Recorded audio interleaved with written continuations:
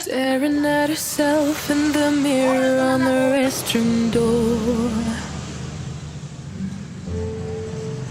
Voices in her head that mirror what she's heard before.